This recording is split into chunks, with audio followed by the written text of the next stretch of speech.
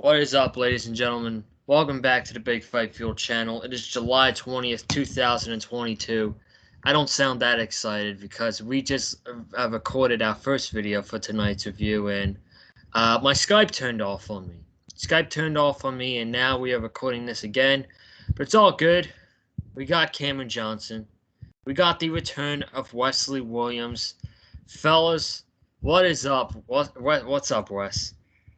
What's up, man? Great to be back on the Big Fight Fuel channel. Fortunately, we had some technical difficulties, but we're back recording the review here. It's great to be talking AEW once again. I've been out the past couple of weeks, but I'm right back here to talk about Fyter Fest Night 2.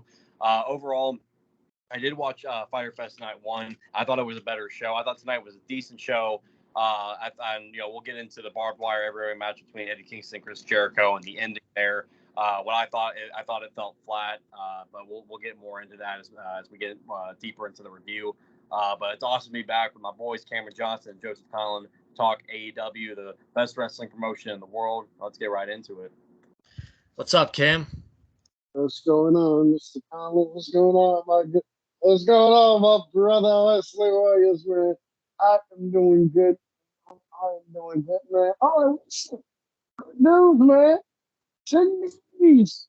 10 days is Ric Flair's final match, man. I know you got yourself a front row ticket for that, man. Also know you got yourself a front row ticket for SummerSlam too in Nashville, man. You can't fool me, Wesley. You can't fool me. I know you got 2 front row tickets to them shows. I know you do. Oh man, yeah, I mean, you can't resist, man. WWE especially. I mean, my goodness. I mean, they just signed the hottest prospect in the market right now, Logan Paul. Did you see that? They got the hottest prospect in all of professional wrestling, man. Logan Paul is going to be facing The Miz at SummerSlam, from what I heard. And my goodness, man. I mean, blockbuster match. I mean, let's go ahead and give him match of the year. I mean, my goodness. I mean, why even? I mean, we already know what's going to go down. I mean, we got Death Before Dishonor this Saturday. Come on now. Really? You think that's going to hold a candle? Oh, and get the Brock versus Roman for what is it? The 20th time? Is it the 20th time? We're getting Brock and Roman, huh? Oh my goodness, another banger on the loose. Oh, but here come the WWE fans. Oh my goodness, Brock and Roman again. Oh my goodness, Brock's such a fun baby face. Oh my goodness. Oh my goodness. Yeah. No, you know what? I think I'm gonna have it. I think I got something else booked up. What was it? What's the date? August 20th. I don't know. I don't even know. I think I got something booked up that day, so I think I'll be a little bit busy. But it's all good though, man. I'll catch the rerun or whatever. Apparently it's rated TV 14, so I mean, hey, we gotta love the edgy content, right, guys? I mean, that's gonna bring WWE's creative into a whole new spectrum right there, man. Going TV 14, that's gonna fix all their problems right there. There you go. Oh, the TV 14, because there's going to be blood in the last man standing match. But I should have mentioned this to you guys before we had all of our technical difficulties. That was on my part. I apologize to the both of you for that. But did any of you guys watch part 2 of the Ric Flair's last match documentary? I did not. Oh, God. Did you, Cam?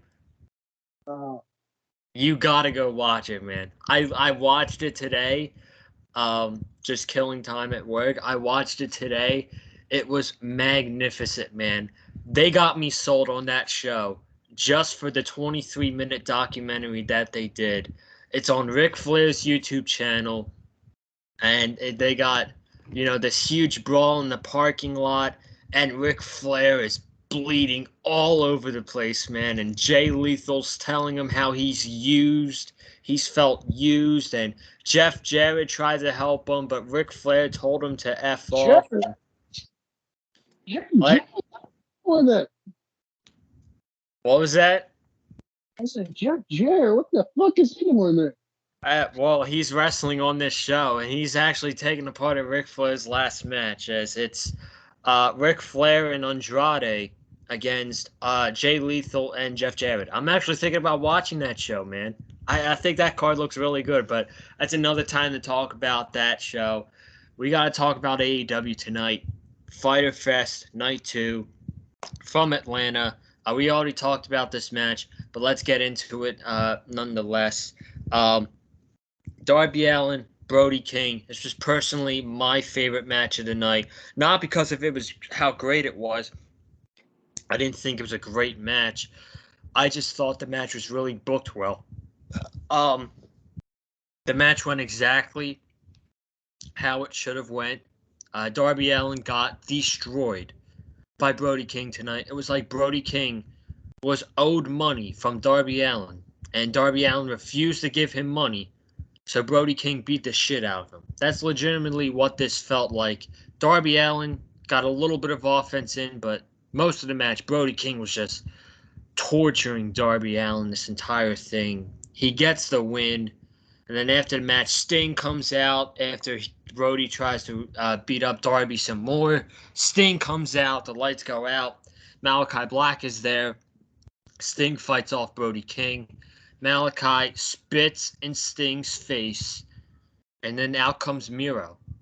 He's got these sunglasses on, and he's just staring down the House of Black, down the aisleway.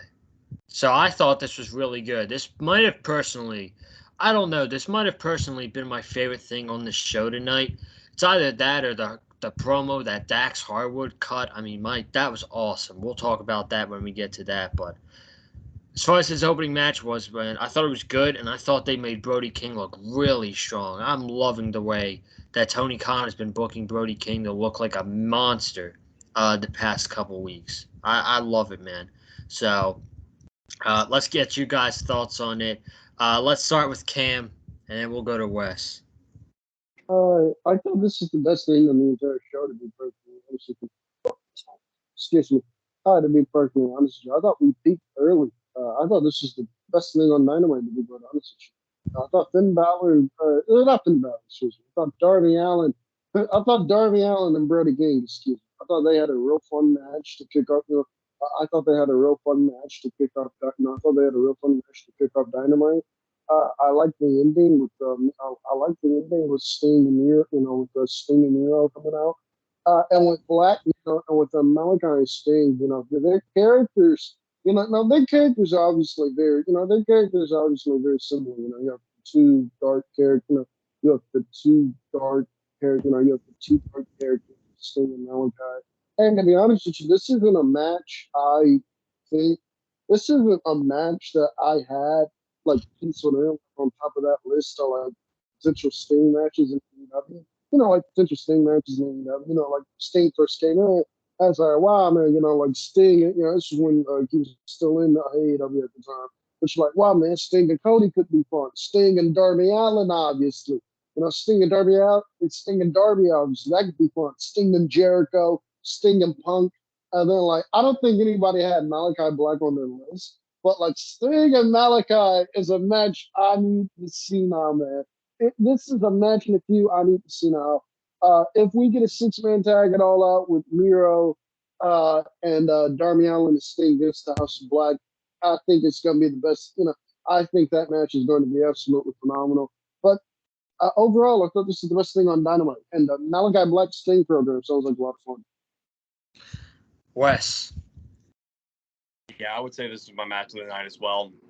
I thought Brody and Darby was exactly what it needed to be. I wouldn't change a thing about it. I thought it was awesome. Darby, every week, man, every time he's in action, we already know what's going to come. He's going to get thrown around like a rag doll, and he's going to get murdered in there. And we're going to enjoy it. And we love Darby, and we love seeing him succeed. But, man, it makes me cringe every time this dude gets thrown around by somebody, man. It's just like this guy – I don't know how in the world he gets right back up and walks the next day, but he does it though. Darby is inhuman as far as I can tell. But yeah, this was awesome, and I really enjoyed the post match stuff as well with Sting staring down Malachi Black. Man, that's definitely a one-on-one match I would love to see in AEW at some point.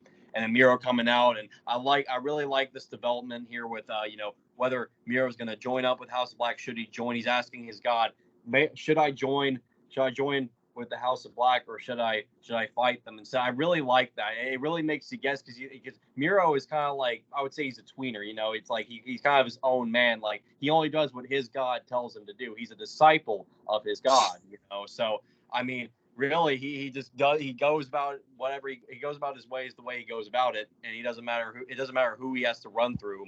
So I really like that he's contemplating right now whether he wants to join House of Black or whether he wants to fight them. I ultimately think he is going to fight House of Black, and he's going to join up with Darby and Sting. We do get that trios match at All Out against the House of Black.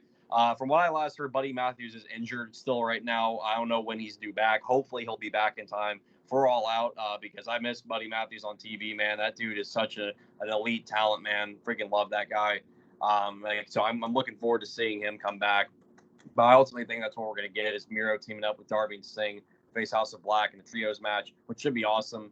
But, man, I would love to see a variation of singles matches between all of these guys, man. You won't get it. We already got Brody versus Darby. I mean, give me Malachi versus Miro, Malachi versus Sting, Sting versus Buddy Matthews, even if you wanted to go that route. Miro, Buddy and Darby. I was just about to say. Oh, my gosh, man. Buddy and Darby. Can you imagine? Can you imagine the match those two would have? Holy shit! Lord, man, that'd probably be a match of the year candidate, man. Holy crap! But yeah, I mean, again, you got so many possibilities with this. So this is probably one of my favorite storylines going right now is this development here with Darby, Sting, Miro, and the House of Black. So we'll see how things continue to pan out. But I thought this was my favorite match on the entire show tonight.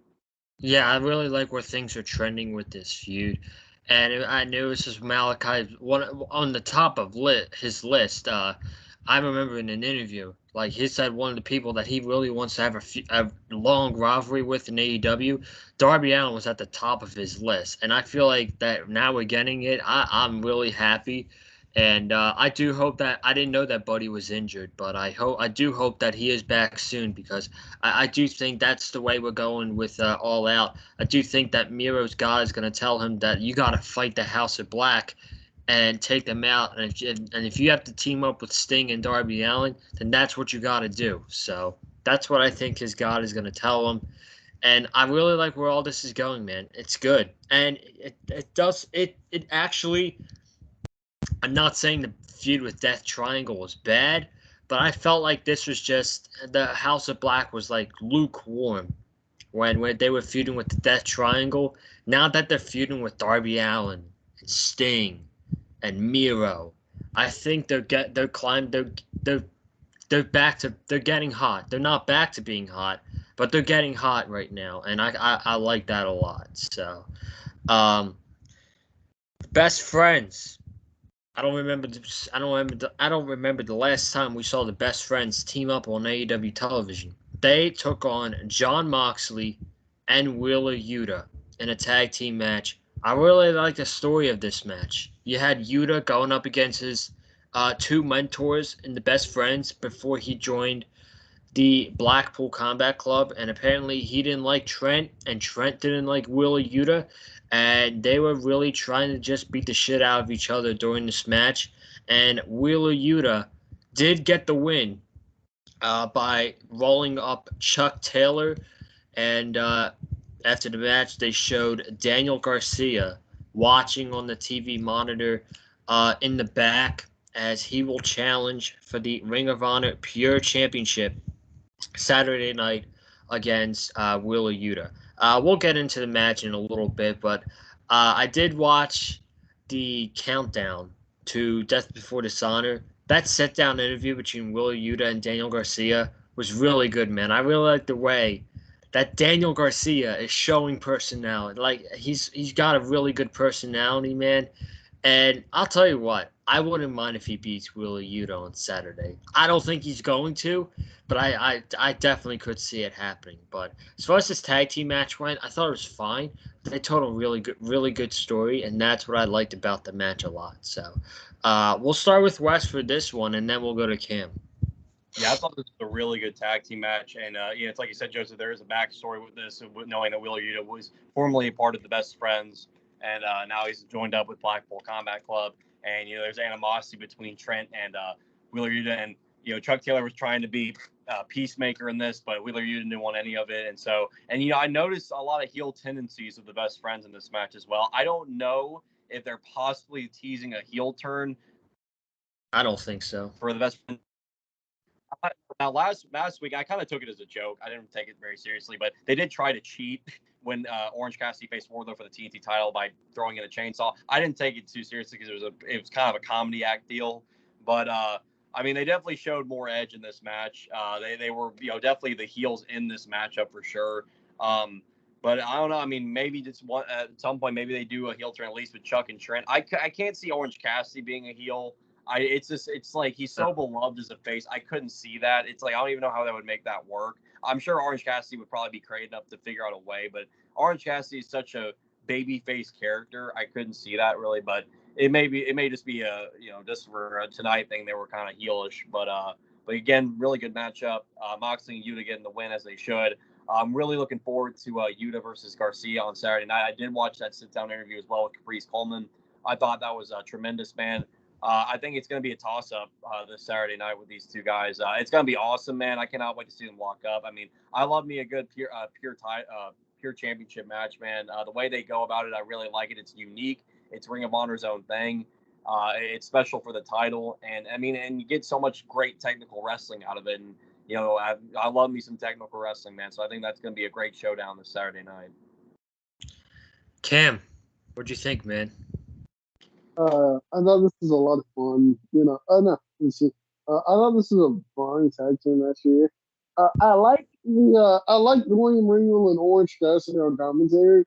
I need like a full length segment with those two guys there because we know what Orange Cassidy is. We know Orange Cassidy is great at the comedy, but we know that William Regal is a fantastic comedy character as well when he's asked to play that role. So an Orange Cassidy William Regal segment is something that I need. I don't care if it's on Rampage, they do it on YouTube or what, but an Orange Cassidy William Regal segment is something I need. I think that could be highly entertaining. And I think that could be highly entertaining. In particular, Orange Cassidy doing the little shin kicks, doing the little shin kicks that he does, and doing the little shin kicks that he does, and William Regal just having a pure look of disgust on his face. I think that could be a lot of fun. And me personally, I think that could be a lot of fun. But I thought the tag team match was fine here. It made sense. It made sense. So really, Yuta left the best friends to join the Blackpool Combat Club. So the tag team match made sense. I thought the tag team match was fine. Yuta gets a win as he should. Yuta gets the win as he should. And that match with him and Dane Garcia on Saturday is going to be fun. That's going to be a fun show, man. For Dishonor is going to be fun. It's going to be a fun pay-per-view right there, man.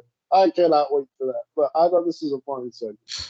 Yeah. Speaking of Death Before Dishonor, I might be doing something on Saturday night. I'm not sure yet. I'll let you guys know on Twitter. But if I'm not, I will be here Saturday night watching Death Before Dishonor, and I'll be on here on the channel with a post-show review. And if you guys want to come on Saturday night, you're more than welcome to. So there you go. And I might even review Ric Flair's last match as well. I'm genuinely curious about that. So we'll see. I'll keep you guys updated. The one segment I missed on tonight's show was the Keith Lee and Swerve segment. They celebrated that they are the new tag team champions. All I saw was Mark Sterling and Tony Nese was out there for whatever reason. And Tony Nese got knocked out by someone. I can't remember who his name was. And Mark Sterling got caked in the face. So that's all I saw. So I have no thoughts on this segment. Cam, well, I guess we'll start with you for this one. What's the segment again? The Keith Lee and Swerve segment. That one. Okay. Two things. One, I'm happy Swerve and Keith Lee are the tag team champions. I did not see that coming at all. I thought for certain those two were gonna break up. I thought for certain Swerve was gonna beat the shit out of Keith Lee. So I'm very glad that did not. So I'm very glad that did not happen. Tony Nese, no disrespect to him. I could give two shits about Tony Nese, to be completely honest. I don't care about Tony Nese or Mark Sterling. My boy Kevin Gates was in the crowd, which was that was a shock. That was a shock to me because I thought he was in jail. I'm not gonna lie. When I saw Kevin Gates in the crowd, I thought he was in jail. I thought he was in jail. So, him being in the crowd for this segment, they're in Atlanta, so him being in the crowd was nice. And I saw something on Twitter that made me laugh. Somebody on Twitter said that Tony Khan was the dynamite on the air. Said keep Kevin Gates far away from Jay Cargill. That shit made me laugh, man. But seeing Kevin Gates on Dynamite was cool. Seeing seeing Kevin Gates on Dynamite was cool. And I just don't give a shit about Tony Nese. I don't. I respect Tony Nese. I don't give a shit about him. I don't give a shit about him or Smart Mark Sterling, quite frankly. Who would sign this petition? That's what I want to know. Who would sign this petition? I would love to have a nice stern talking to it then. Fit this petition here, but in this segment was fine. I didn't give a shit about it. I'm happy for Swerve and Keith Lee. That's about it. Wes? Yeah, it's a fine segment. I mean, it got people laughing pretty good, and it's cool seeing Kevin Gates in the crowd. Pretty nice little punch to Tony Nese too. I mean, I gotta say, I was not too bad of a punch there. But once I saw that cake out there, I knew it was gonna be used on somebody, and surely enough, of course, it would be used on Smart Mark Sterling. So there you go. That they doing that whole petition and everything. I don't know who signed it, but it was a fine segment. I'm really happy that Swerve and Lee are the tag team champions. Man, that was a great surprise last week. They definitely deserve it too. I'm looking forward to seeing what they do in this title reign and who they match up against. I'm not sure who their first opponents will be. I guess time will tell. But tonight was kind of a celebration to kind of just make laugh at Tony Nese and Smart Mark Sterling and laugh at their expense and stuff. So it's a fine segment for what it was, and I'm looking forward to this tag title reign.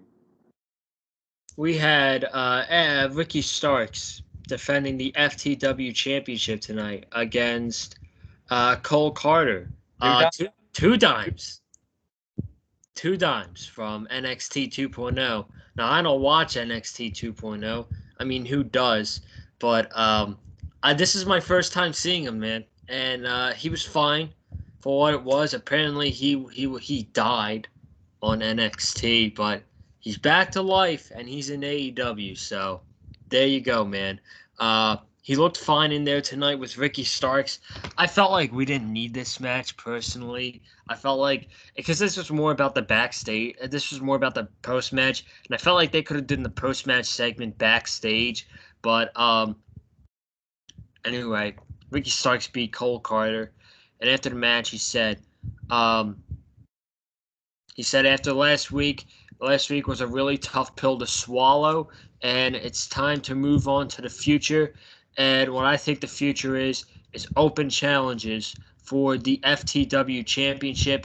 And he wants to know who is going to step up to the challenge for the FTW Championship right now. He says he's ready for another match for the FTW Championship. Out comes Danhausen, everybody's favorite. Very nice, very evil, Danhausen. He says that he wants a championship, the FTW Championship, and he accepts Ricky Stark's challenge right now. And Ricky was like, "Hold on. I didn't necessarily say it was going to be this week. I said when I'm ready, then we will have a championship match next week." I don't think he really said that. I think he did say right now, but anyway, championship match next week. We're getting Ricky Starks defending the FTW Championship against Danhausen. I don't know about you guys, but I think this is going to be a bridge. Ricky Starks was acting like a babyface tonight. I think he is a much better heel than he is a babyface. I'm not sure where Powerhouse Hobbs is going to fit in all of this. I'm not really sure, but I think this is just a bridge to get to Hook against Ricky Starks for the FTW Championship. And I think Taz is going to swerve Ricky Starks when Hook becomes the new FTW champion. That's just what personally I think is going to happen here with Danhausen challenging Ricky next week. I think it's a bridge to get to Hook becoming the new FTW champion. Might just be me, but we'll see what happens with this match. But what do you guys think of the match tonight? Ricky Starks against Two Dimes, Cole Carter. and the post match with Dan Hausen. We'll start with Wes. Yeah, I thought it was an okay. Yeah, I do see that happening. I agree with Joseph. I think it's going to be a bridge with the match next week, Dan House and Ricky Starks for the AEW title. I do see that as a bridge to get to Hook versus Ricky Starks. Starks is starting to show babyface tendencies. He was definitely the babyface in Atlanta tonight. Nobody was rooting for Cole Carter either. Kept booing him, and they were cheering Ricky. So Ricky's definitely over. And I mean, Ricky's, as we already know, he's a great talent. And yeah, I don't know. We'll see what goes down. But I could see this being a bridge to Hook versus Ricky Starks. But Hook and Hausen have already gotten over as baby faces and stuff. So I'm wondering, like, if they were to turn on Ricky Starks, is Ricky Starks going to be babyface and like Hook and Danhausen going to be heels? That would just be weird to me. See that.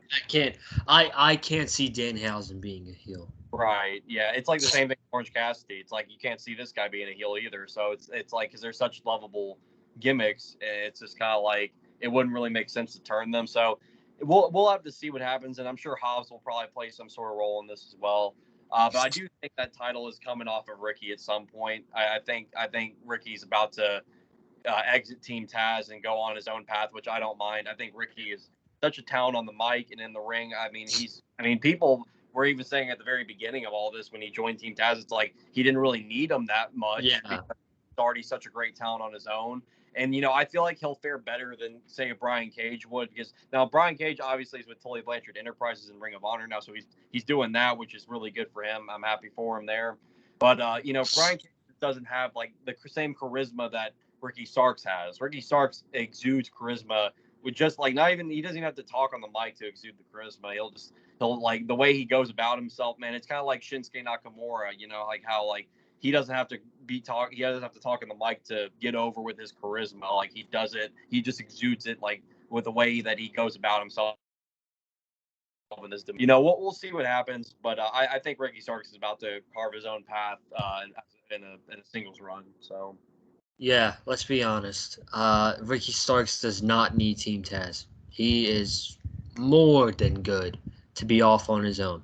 Cam, what do you think of all of this, man? First off, I just want to say, no dimes Donovan, as I call him. No dimes Donovan, as I used to call him back when he was on 2.0. I did not know, bro. I did not know that this dude could hoop like this, bro. I didn't know this dude could go like this, man. I'm sitting there watching. I'm sitting there watching this match. I thought this match, to be honest with you, was going to go like I thought this match was going to go like 2-3 minutes. I wasn't expecting it to go like the 6-7 minutes. When I was expecting this to be a quick squash. So when he got some offense in and he looked good in there, I was like, oh dang, okay. I was like, okay, I know this dude can actually wrestle, because most of the time, and I'll admit, feel free to laugh at me in the comment section if you want to.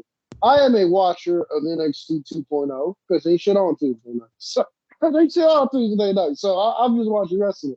That said, from the terms I've saw him, he didn't really, he didn't really do much to impress me. But the night he impressed me in this ring with Ricky Starks, I wouldn't mind seeing him. I wouldn't mind seeing him around more often. Like on AEW or something. I wouldn't mind seeing him more often. And so you guys say I'm with you guys. I think Hook is winning the TNT. I mean, not TNT, is winning the NXT title when we get Hook and Starks. But I think it's going the other way. I think Hook is remaining a babyface while Ricky Starks and Powerhouse Hobbs go heel. I think Taz goes babyface when he ends up helping his son, and Ricky Starks and Will Hobbs are on their own as heels. Because me personally, I just think Ricky Starks, while Ricky Starks I think could play both babyface or the heel role perfectly. He if they want to turn him babyface, he would definitely fit in that spot. I think him as a heel. I think him with Will Hobbs as heels on the roster. I think that's much better. Them getting rid of Team Taz. Them getting rid of Team Taz. I wouldn't be opposed to that either.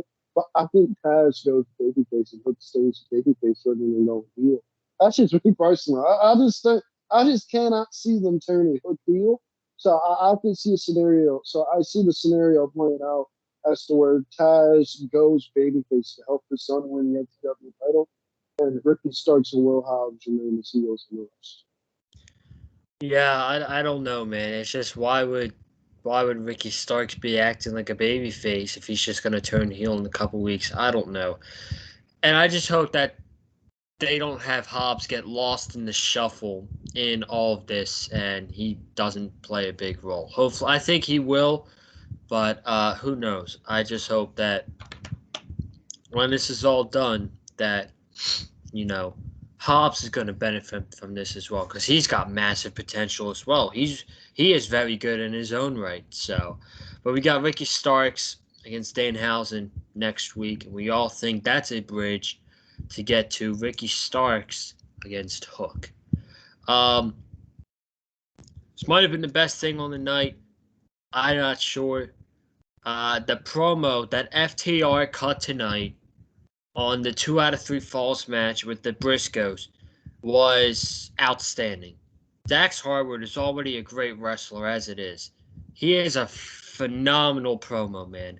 Holy moly, this man can cut a promo. He cut a promo, I think, on struggles that his daughter's been going through, and his daughter's been fighting recently, and he's going to fight just as hard as his daughter is right now. And he says at Death Before Dishonor to the Briscoes that I'm going to fight like an 8-year-old little girl and that I'm going to do anything I have to retain the Ring of Honor World Tag Team Championships with my brother Cash Wheeler. Man, I'm so excited for this 2 out of 3 falls match. I mean, if this last match wasn't incredible, this is going to be insane, man. I mean, the fact that it's 2 out of 3 falls, honestly, if you ask me, this should main event the pay-per-view.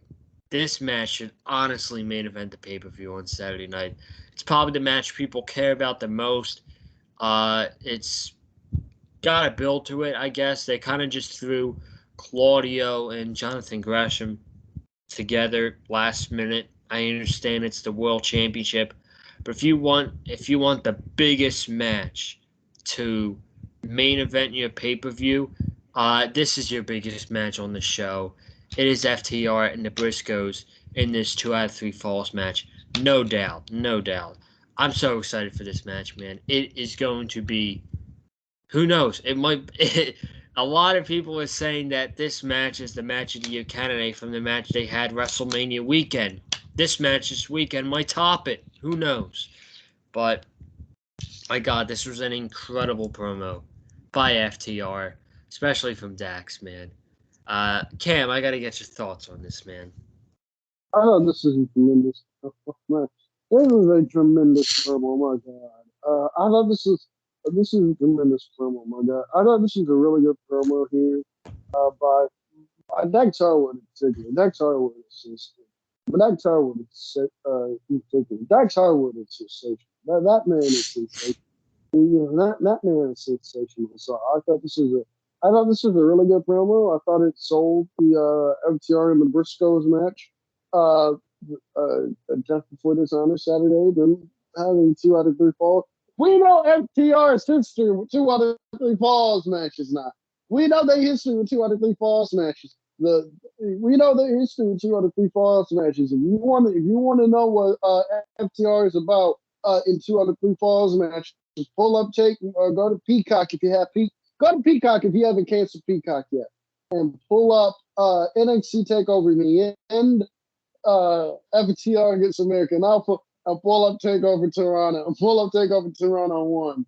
FTR against DIY, 2 of the best tag team matches of that year. Probably 2 of the best tag team matches you will, and probably 2 of the best tag team matches you will ever see. So we know FTR's history in 2 out of 3 falls matches. Briscoes are the Briscoes, of course. The Briscoes are phenomenal, and I cannot wait for this match on Saturday. This match on Saturday is going to be great, and I'm with you, Joseph. I would have headlined the show with this. This match would main event the show.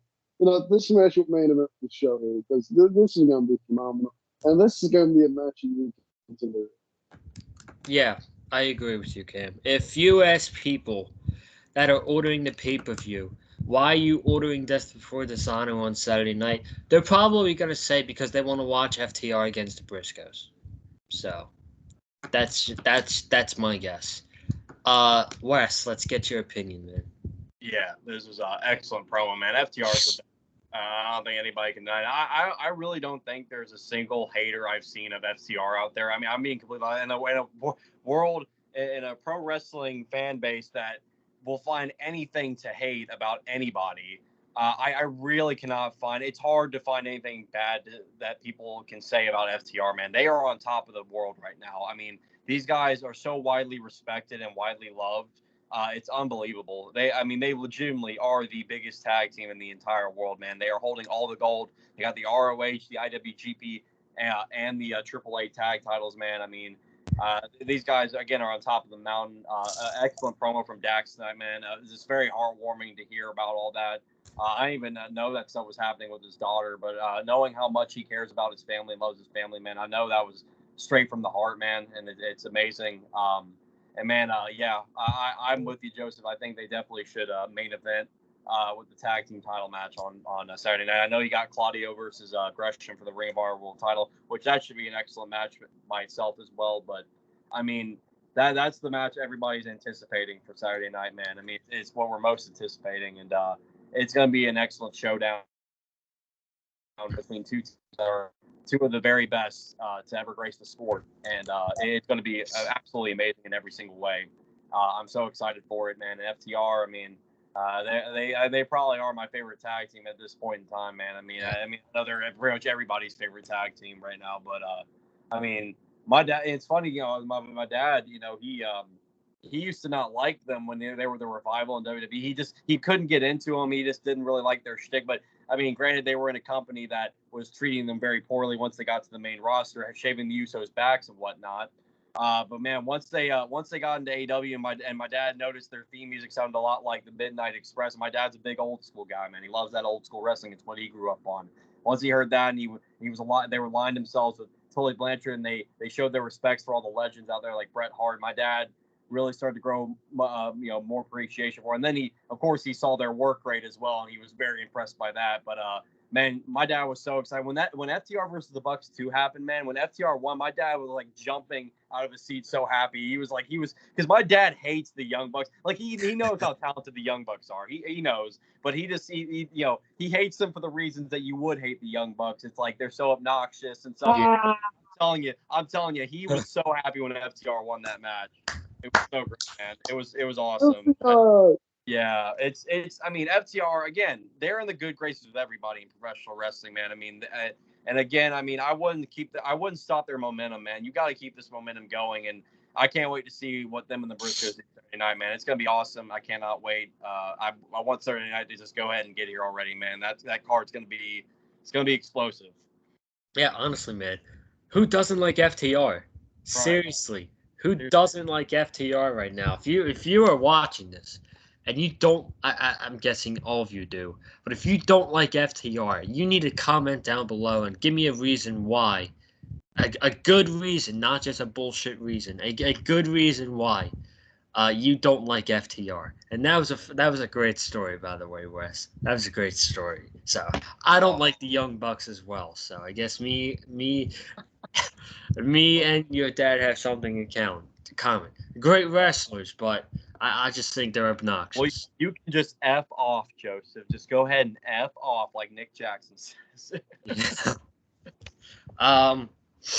So I realized one thing I forgot to talk about is the tag team match we had earlier. And how could I forget when it was one of the biggest things on the show that happened tonight? It was the Varsity Blondes against Christian Cage and Luchasaurus. Completely forgot about that. I apologize. So again, wasn't nearly necessarily about the match. The match was this. Luchasaurus destroyed the Varsity Blondes. Christian tagged in at the end and got the pin against Griff Garrison. The only thing I really have to say about the match is I feel bad for Brian Pillman Jr. Can we just split up the Varsity Blondes, man? I mean, unfortunately, Griff's not going anywhere, and that sucks. Brian Pillman Jr. has big potential, and if AEW, and there was rumors that AEW was going to push him as a single star. If they're going to do that, man, they should they should do it as soon as possible. They really should. And I feel bad. I feel bad for Pillman. He does not deserve to. He just doesn't deserve to get squashed in 2 minutes like that. So, that's anything I'm gonna say about the match. Do you guys want to comment on the match with this the squash match? I got a bold prediction here. I got a bold prediction. I don't know when the Varsity Blast contract is up, but 2023, Griff Garrison and Brian Pillman Jr. The Varsity Blast are gonna be a team that Tony Khan lets their contract expires. That's my prediction here. I don't think any of these two guys will be in AEW, to be quite honest with you. I mean, me personally, I would just put him in. Me personally, I would just throw him in Ring of Honor whenever we get the television there for that. I would just send him over there. But I don't think, I don't think Griff Garrison or Brian Pillman Jr. are going to be in AEW this time next year, quite frankly. I think their contracts. If this was WWE, if this was WWE, I would say they would be on that list of budget cuts. But AEW don't do budget cuts, so their contract is just going to expire. I can see Tony Khan just letting their contract expire and not bringing them back. And not bringing them back. But I'm happy Jungle Boy's back, and I like the swerve with Jungle Boy and Luchasaurus. I like it a lot. Yeah, we'll talk about that in a little bit. Wes, what'd you think about the match? I do like the heelness of Christian to just tag himself in and pin Brian Pillman Jr. after him and Garrett got laid out by Luchasaurus. I thought that was great. I mean, Christian is an amazing heel. My gosh, this is so awesome. But yeah. I'll let you talk about the Jungle Boy stuff. But yeah, it was just your basic squash match. I mean, we kind of knew what was going to go down, but when this match happened, So after the match, Christian is celebrating, and he asks Luchasaurus to put him on top of his shoulders. And Luchasaurus does so, and out came Jungle Boy. Jungle Boy got a huge pop, man. That must have been really good for Jungle Boy. I'm happy he's back. So he came out. He looked pissed off. Christian sent Luchasaurus to go outside of the ring. Jungle Boy was staring down Luchasaurus, and he was holding a steel chair, and he rose the steel chair, and Luchasaurus had to make a decision. Was he going to go back with Jungle Boy, or was he going to stick by the side of Christian Cage? And he stood by Jungle Boy. It's a big swerve, man. I did not expect that. Luchasaurus sides with Jungle Boy. Christian's freaking out. He's yelling at Luchasaurus, "What are you doing? What are you doing?" He's got spit coming out of his mouth. Jungle Boy runs after Christian. Christian gets out of the ring. Christian is sprinting in the audience with Jungle Boy chasing him. And that's just the way the segment ends. That's the way this segment ends. So I did not expect that Luchasaurus was going to be back with Jungle Boy this fast. And I always see people on social media, "Oh, you just started the Luchasaurus heel turn. Like why are you dropping it so fast?" I understand what a swerve is.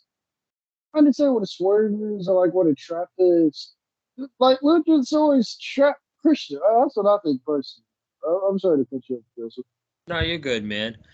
But I do understand, like, Luchasaurus, he looked really good with all dark and the new entrance music and just basically being an absolute monster, man. He was getting over as a heel as well. He was getting over as a heel, but hey, man, I will gladly take a swerve in his storytelling. And when swerves come, it's like, or you don't expect something to happen in a story, it's like, oh, I gotta tune in next week to see what happens with Jungle Boy, Luchasaurus, and Christian Cage. That's exactly what I'm thinking. I'm like, oh man, what's gonna happen next week now that Luchasaurus is back with Jungle Boy? Who knows? Did Luchasaurus did he trick Christian? I don't know, man. I love it though. I love this storyline. It is honestly probably one of the best storylines in AEW right now, and I don't know. I'm excited to see what happens next week. That is for sure. Let's get your guys' thoughts on the post match. One of the biggest things on the show. We'll start with Wes for this one. I'm really happy to see Jungle Boy back. The guy off top in the Atlanta crowd tonight, man. Yeah, it was pretty surprising to see Luchasaurus turn on Christian and side with Jungle Boy. I did see something on social media say, and I'm not really completely ruling out either that it could just still be a trap set up by Christian and Luchasaurus. Maybe Luchasaurus, like, because he kind of just stood idly by. He didn't like go after Christian with Jungle Boy, but yeah, I know he opened up the window for Jungle Boy to go after him, but maybe it is still a trap that Christian set up to where, like, you know, he might, like, Jungle Boy thinks that he's got Luchasaurus on his side, and then Luchasaurus turns on him. I don't know. It may not be that, like, convoluted. Maybe it could just be Luchasaurus going back to being a babyface. But, I mean, the fact that he did turn heel, it was looking really good for him at being this, like, heel for a few weeks. And, like, he got new theme music and everything as well. I don't know if I just can see that completely stopping all of a sudden. I mean, maybe it can't. I mean, I'm not saying it absolutely can't. It's just like, you know, I mean, they did give him new theme music and, like, a new look and stuff. It's like, and again, I mean, it was making Luchasaurus look like a badass, you know, him being a heel and stuff. So, I mean, I don't know for sure. We'll have to see what happens. But, I mean, it definitely, either way, it's going to get people tuning in the next week to see the development of this storyline with Jungle Boy, Luchasaurus, and Christian Cage. But overall, it's great to see Jungle Boy back and healthy and everything. I saw also on social media that Bobby Fish was at AEW Dark. So it looks like Bobby Fish has recovered from his injury. So we're starting to see some guys starting to come back, which is really good. Glad to see these guys heal up from their injuries. So, yeah, it's great to see Jungle Boy back, and I'm looking forward to more of this development. Cam. It's great to see Jungle Boy back, you know. It's great to see Jungle Boy back, you know, because I'll be honest, I like Christian, but I'll be honest, I like Christian Cage. I think he's been doing some of the best work of his career. But, you know, I think them constantly trashing Jungle Boy in whatever city they're in, I think it was going to get really repetitive, really, really fast if we did not have Jungle Boy make his return. You know, if we did not have Jungle Boy make his return. But, you know, with Jungle Boy back now, they can stop that, and we can get us as a good old fashioned blood feud now with Christian and Jungle Boy. So I'm looking forward to this.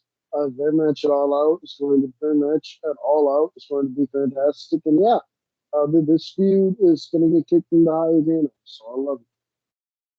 I'm excited, man. I'm excited to see what happens next week.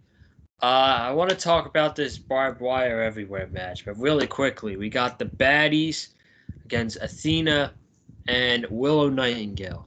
And this was supposed to be a trios match, but Layla Gray was not medically cleared. So Stokely Hathaway picked two opponents, and he's got this hate going on for Chris Statlander right now. So he doesn't pick Chris Statlander, and he picks Athena and Willow Nightingale. They lose. Match was fine. It wasn't terrible. I enjoyed the match. And I do hope that we are getting Athena and Jade Cargill before we get Statlander and Jade Cargill at the All Out pay-per-view. So, yeah, match was fine. Jade beat Willow Nightingale. She pinned Willow. And the match was fine. Any quick thoughts before we get to the main event? We'll start with Cam. I thought this was a fine match here, to be perfectly honest. I thought this was fine. I'll be honest with you.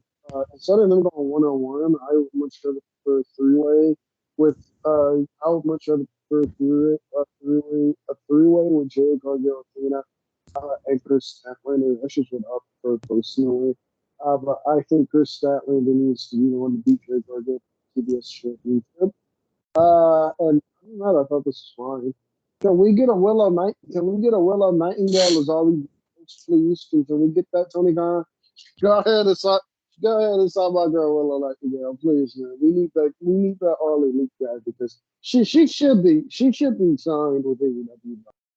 Yeah, Yeah. she should be signed with AEW. So yeah, but I thought this was really good. Remember, I thought this was just I thought this was just bad. Not bad, not good. It was just there. Wes? Yeah, fine match. Willow Nightingale was pretty much there to take the pin in this match, make Jade look strong. I can definitely see Jade and Athena going at it for the TBS title before we do get to Jade and Chris. But ultimately, it definitely should be Chris Statlander that takes the title off Jade Cargill. I've mentioned it before on the channel here. I think Chris Statlander is the woman to dethrone Jade as the TBS champion and to end her long undefeated streak. I'm not sure what number she's exactly at now. I know it's still, I think, still in the 30s, but yeah, Jade's had that title for quite some time. Apparently, I heard the other day, I think she past 500 days undefeated in AEW, which is crazy. I cannot believe it's like I kind of forgot how long she's been in AEW. It's like, wow, that time has really just flown. But I mean, that's kind of how I feel about life in general these days. I mean, time's just flying by way too fast. But yeah, ultimately Chris needs to take the title off Jade, and I think we're probably gonna get Athena going at the title first, but she won't be successful this go around. I think Athena will eventually be champion, but it's Chris's time, and she deserves it the most. So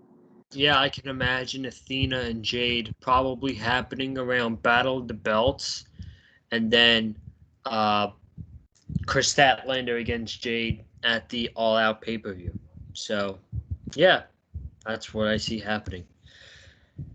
All right, it is your weekly Joseph Conlon trying to interpret Excalibur. So I'll go over all the matches. Rampage on Friday. We got Death Before Dishonor on Saturday. And Friday night we got the Butcher and the Blade teaming up. They're going to go against John Silver and Hangman Page. This was after a backstage attack tonight. And the Butcher and the Blade took out Alex Reynolds. So now Silver and Hangman Page are going to look for some revenge on Friday. We got Lee Moriarty against Dante Martin, Britt Baker and Jamie Hayter in tag team action. A rap battle between Austin Gunn and Max Caster. I don't watch Rampage live, but I will watch this segment. That's I'm for so sure. excited for this, man. This is the one I'm most anticipating Friday night, man. I don't even care if I miss anything else on Rampage. Honestly, this is what I want to watch here, man. This is going to be a brutal verbal just annihilation of Austin Gunn by Max Caster, man. My goodness. Max Caster is about to end this man's whole life. Yeah, Kim, I'm sorry to take your line, man. This is your line, but what are we wearing to Austin Gunn's funeral? Oh man, I should go with that. I should go with that. Let's see, man. Let's see. I was watching some Batista clips, man. Y'all remember that Wesley? You remember that polo Batista? You remember that pink polo Batista had on when he interrupted Maria Kanellis at the Slammy Awards, man? Yeah. That's what I'm wearing, man. That's what I'm wearing. I'm put that on and I'm put that on in the Timberland boots. I'm gonna put the shades on like he had it, man. I'm gonna put my best Batista fit on for this funeral, man. Because this fit requires a Batista fit, man. The best dressed man and the best dressed man in wrestling history, Batista. It requires that kind of look, man. Hey, man. R.I.P. Austin Gunn. I'm excited for that. And then we got Jay Lethal against Christopher Daniels on Rampage as well. Saturday night, Death Before Dishonor. Their pre-show is Allison Kay against Willow Nightingale. Nice for Tony Khan that he is showcasing Willow Nightingale on pay-per-view. I like it. New match that was added tonight. We got the Ring of Honor 6-man tag team titles. I think it's pronounced the Righteous. Is that how you pronounce it? The Righteous. The Righteous. The Righteous. They're going to take on Dalton Castle and the Boys at the pay-per-view on Saturday night. Also got Wheeler Yuta and Daniel Garcia for the Ring of Honor Pure Championship. Jay Lethal against Samoa Joe for the Ring of Honor Television Championship. Uh, FTR against them boys for the ROH Tag Team Championships. 2 out of 3 falls. Serena Deeb against Mercedes Martinez for the ROH Women's Championship. And Claudio Castagnoli against Jonathan Gresham for the Ring of Honor World Championship. Looks like a good card, man. If I'm not busy on Saturday night, I will be here doing the Death Before Dishonor review here on the channel, man. So, looking forward to that. I think that is going to be a really... I think that is going to be a really good show. Okay. The main event. Chris Jericho against Eddie Kingston. I just want to say before we get into the match, I really liked the atmosphere with this match. You had the JAS make their entrance, and I knew right when I did not see Ty Conti and I didn't see Sammy Guevara that something was going to happen. It was only Daniel Garcia, 2.0, and Hager that went into the shark cage. So they dimmed all the lights, and they had one red spotlight on the JAS rising in the shark cage. And the shark cage was above the audience. It was not above the ring. It was above the audience, which I love. I love that. It looked really cool. Jericho, the Painmaker, came out, and he faced Eddie Kingston. This match was barbed wire everywhere. And there was legitimately barbed wire everywhere. There was barbed wire on the commentary table. There was barbed wire on the ring bell. There was barbed wire on Justin Roberts' microphone. He was gripping a microphone with barbed wire on the microphone. So they went all out. Eddie Kingston grabbed the microphone and started hitting Jericho over the head with it. And he said, does this microphone work? And then he bashes Jericho over the head with it again. So the match starts. The first half of this match was really good. I enjoyed the first half of this match. You got, Jericho getting suplexed onto a barbed wire steel chair, a suplex to a barbed wire table on the outside, and during the commercial break, Jericho had the walls of Jericho in on Eddie Kingston while Eddie Kingston was laying on the table with the barbed wire all over it. I was really enjoying the first half of this barbed wire everywhere match. The whole shenanigans and the overbooking of this match started when Ty Conti came out. And first of all, why was Ruby Soho just sitting there? I did not understand that as well. I guess they can't have someone else rise the shark cage for the JAS. It's got to be Ruby Soho. So, Ty Conti came out, and she attacked Ruby Soho, and she's laying waste to Ruby. Ruby is fighting back. All of a sudden, Anna Jay comes out, and she shoves Ty Conti. And she's staring at Ty Conti when Ruby is just getting up, and she clocks Ruby with a forearm to the face. And she goes and she hugs Ty Conti, and I'm guessing this means that Anna Jay is out of the Dark Order. If that's the direction, if she's going to the Jericho Appreciation Society and leaving the Dark Order. That's an upgrade if you ask me. That is an upgrade if you ask me. If you ask me, Anna Jay had a major upgrade. She said, I'm going to go Dark Order. She said Dark Order, a Jericho Appreciation Society. I don't blame her at all, man. She got a guaranteed spot on television every week now. That was a great decision, Anna Jay. Hey, I'm cool with it. I think if there is anything that we got out of this match is that Anna Jay's a heel now. She's back with Ty Conti. She's out of the Dark Order. You know, let's see what she does. Let's see what she does with the Jericho Appreciation Society.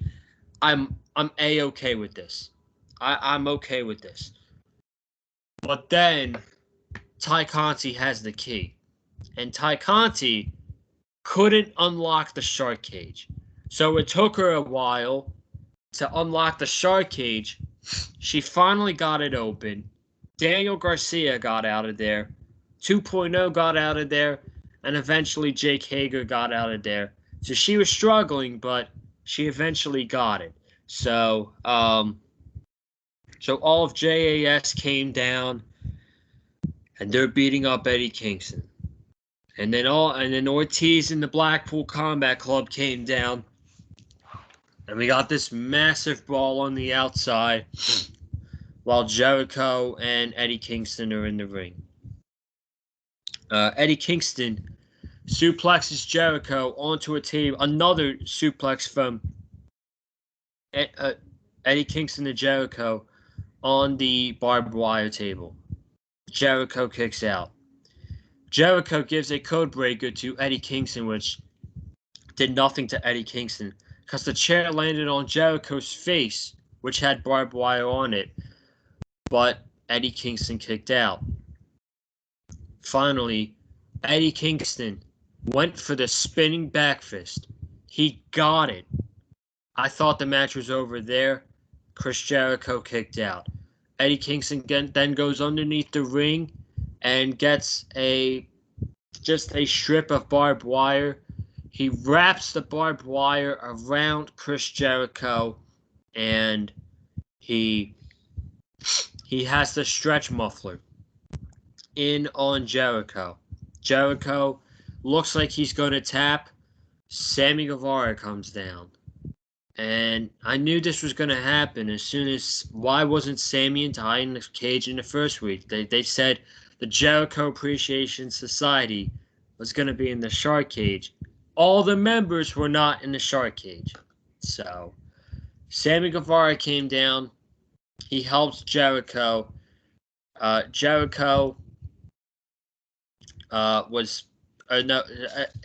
Kingston tried to trap Jericho into hitting Guevara.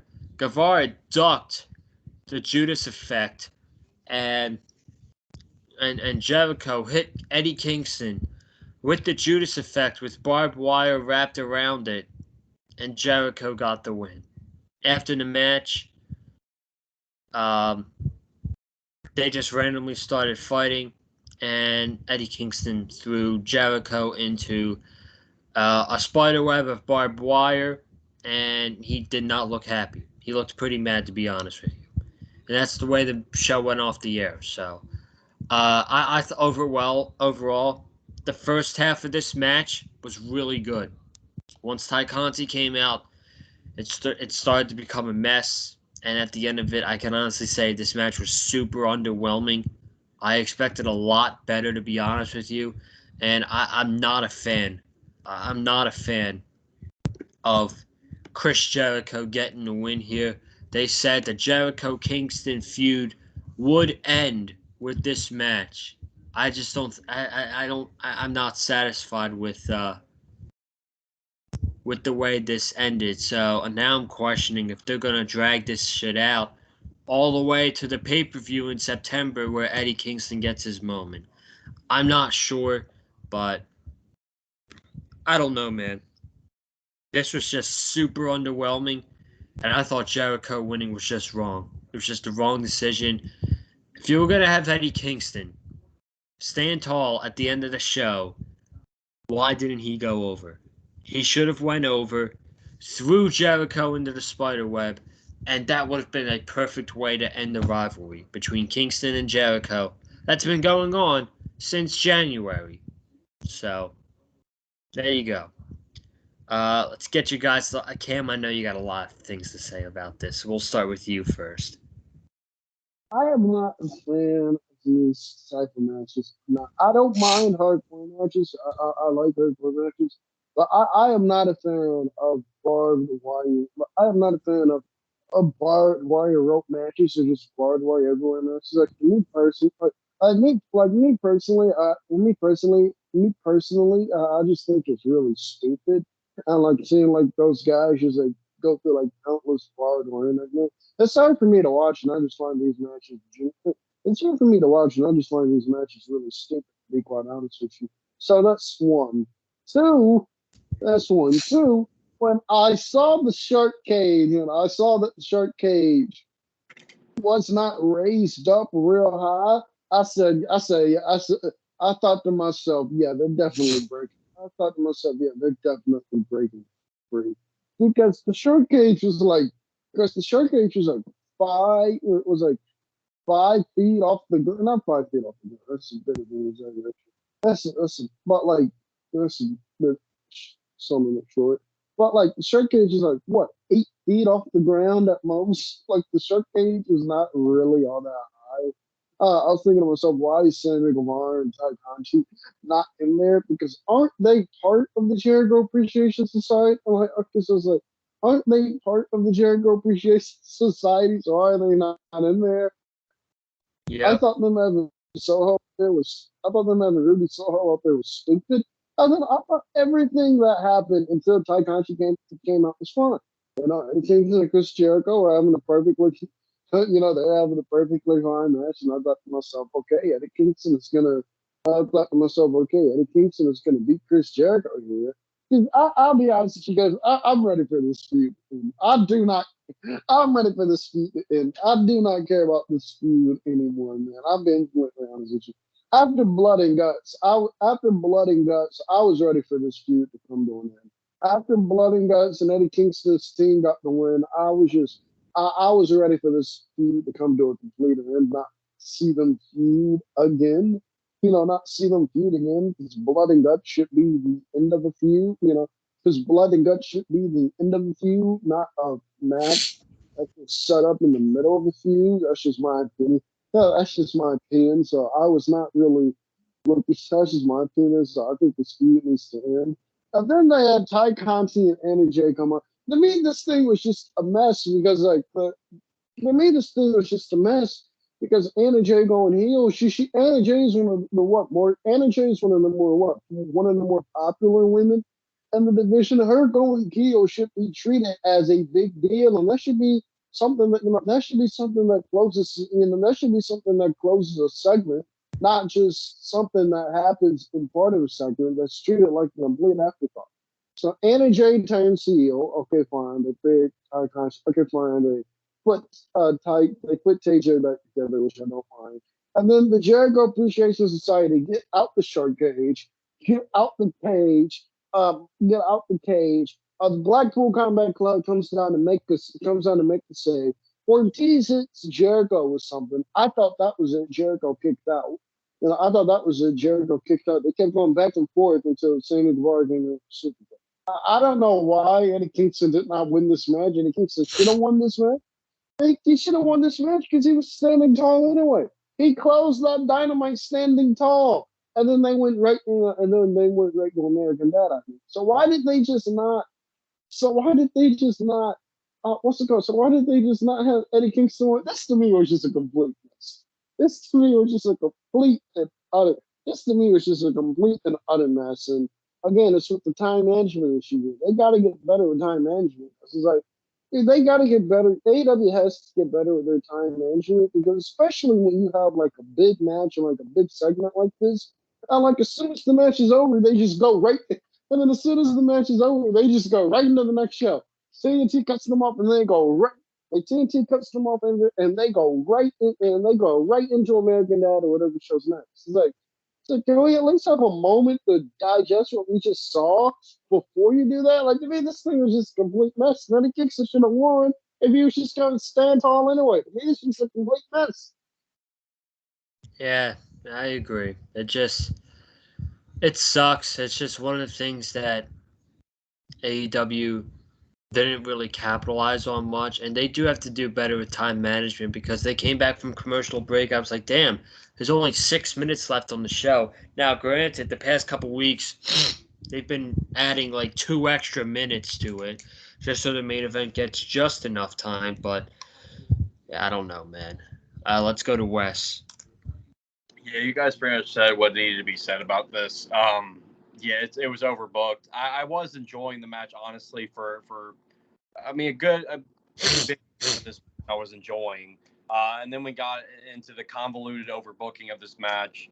I don't really mind Anna Jay turning heel and joining up with Ty Conti again. We already know that they're best friends, and I don't really mind it so much. And honestly, the Dark Order is just slowly and surely just disintegrating one by one as it just go by. I mean, Stu Graham's not there anymore. Colt Cabana, I think, is from what I heard, he's gonna be more so featured in Ring of Honor. So I guess he's probably not really part of the Dark Order anymore. Alan Angels is an Impact now. I mean, it's just like the Dark Order is kind of becoming just almost non-existent at this point, really. So I don't really mind it, but yeah, it just, again, it was overbooked. What really just rubbed me the wrong way the most is just the ending. I completely agree with you guys. Chris Jericho should not have won this match. This was Eddie Kingston's match to win. We all knew this going in. As soon as Jericho won, I was just thinking to myself, well, why did that happen? And then they did the post-match stuff where, Kingston just got hit with a Judas effect with barbed wire. And meanwhile, he kind of no-sells it because they pick him up. And then things just got really weird. I think Jericho was like going for a punch with barbed wire in his hand, and then like Kingston delivered a low blow to Sammy, and then they just got all scuffled up and they didn't know what to do. And then you have Kingston like going for the Hurricane or whatever, and he completely whiffs it. And then Jericho and Sammy are just holding each other like this. And then meanwhile, like Eddie then just throws Sammy out of the ring, throws Jericho into the spiderweb barbed wire, and then he sits on the ring apron, standing tall, and then that's it. And they cut to the next show. It doesn't make sense. That was so bad. I mean, that really was very bad. I really think I was telling one of my buddies this too after the show ended. AEW's got to pull the leash back on barbed wire matches because they are cursed in AEW. Let's revert back to Revolution 2021, Valkyrie versus Omega, the explosive barbed wire death match. Match itself was great. I didn't mind the match at all. The ending, we all know how the ending turned out. And granted, I won't say this was as bad as that, considering that we were expecting something really big to happen on that particular match, and then that ending, and it was a complete dud. But with this though, I mean, this was still very bad. And I agree with you guys also. In time management, we're in year 3 at this point, AEW. We're in year 3. You have got to be, I mean, you really got to have the handle on time management at this point. I mean, you really cannot be slumping on this stuff now. I mean, you've made it to year 3. You've made it this far. I get it. I get in the beginning stages having trouble with time management. I get it. It makes sense. You're brand new to network television. I get it. We're in year 3. You're pretty much experienced at this point. You should not have trouble with this. If you have to talk to TNT or whoever in Turner Network to get an extension of time, like a 5 to 10 minute overrun, get the overrun. I mean WWE, at least with them, like for years they've had overrun with Raw, and I think even SmackDown has had a bit. NXT had an overrun. I don't understand. Right, they have over. I don't understand. NXT 2.0 gets. I'm sorry to cut you off, but I don't understand because like NXT 2.0 has overruns. Like there have been times I've been watching NXT. Because like there have been times I've been watching NXT 2.0. I like somebody. Well, let's just use Mandy Rose for example. Mandy Rose will come out at like 9:50, got in a promo with Toxic Attraction. I'm like the show. I'm like, how much time are you gonna get for the main event? The show goes off in 10 minutes, and there she is in the ring cutting a promo, and then like the match comes, and like they actually get like, and then like the match comes, and then like they actually get like a 15-minute overrun, so they're gonna have the match and then like do whatever segment they're gonna do afterwards. Like NXT 2.0 gets an overrun. Why can't TNT give AEW an overrun for Christ's sakes? It makes no sense. I don't know what Tony Khan is going to talk with Turner Network about. I don't know. I don't know the whole network deal contractual stuff. I don't know. You know, we're only looking at this through a fan's perspective. You know, at the end of the day, we're just fans and stuff. We're just looking at it through a fan's perspective. But things have got to change. This was not a satisfying ending. I guess this might continue. I really do wish Blood and Guts was the end. If this was what we're gonna get, I wish it ended this whole thing, because that was a satisfying ending. That gave us the ending that we should have gotten tonight, and we didn't. And everything just felt flat. It got too convoluted. It got too overbooked. And I don't know what's next. I mean, Kingston didn't win, so I'm assuming he would still want that one big win. And maybe it drags all out. I really hope it doesn't. I mean, I really just don't want it dragging out. I don't. I mean, what else are they gonna do at this point? Eventually, we're gonna get it all out. We've had blood. Eventually, we're gonna get it all out. We've had blood and guts. We just had a barbed wire match. For them to come around, we had Anarchy in the arena. For them to come back at all out and just do a strict singles match, it wouldn't make any damn sense. Yeah, you know, it wouldn't make any damn sense. That's something. That's something Vince. That's something Vince Russo. That's something Vince Russo would do in WCW. They start. You know, Vince Russo would start with 2 gimmick matches, and then it would build to a straight singles match. That shit would not make any. Shit would not make any sense. Like what? Like if this match happens at all out, what is the match stipulation going to be? Because if they're just doing Kingston and Jericho straight up and all out, don't make no damn sense. Are they just going to shoot each other with guns at this point? Like, well, I mean, what do you do? I mean, really, what can you? Because I mean, it's ass backwards if they just did a straight singles match. I mean, you look at like Hell in a Cell. Granted, the Hell in a Cell stipulation is pretty much it's dead big because the WWE ruined it. But you look at Hell in a Cell and the history of Hell in a Cell. That's a type of match. It's a dangerous stipulation where it was designed to end feuds, and that's how Hell in a Cell was designed. It was designed to be the finish to a long-term feud. I look at like Triple H versus Batista back in 2005 as an example. Their feud ended in Hell in a Cell, and that was it. They moved on, and that's like, and looking at Blood and Guts again, that's how it should have ended with this feud with Jericho Appreciation Society and Blackpool Combat Club here, and Jericho and Kingston. It's just everything just fell flat here, and it sucks because I had such high hopes for this, but yeah, it's like I said. I think AEW needs to pull the leash back on barbed wire matches. Like, you can do lights out matches, you can do all that, you can do Blood and Guts, fun, and even do another Anarchy in the Arena because that was a ton of fun.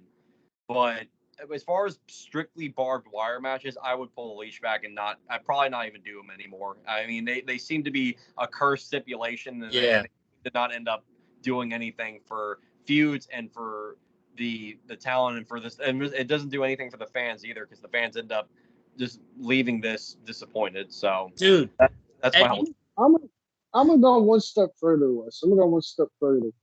Not only do I think they need to pull a plug on these barbed wire matches, I think it needs to be a little while. I'm talking like at least a couple months before we get like another no DQ street fight. Oh, I'm just gonna say because I feel like we see that shit on Dynamite.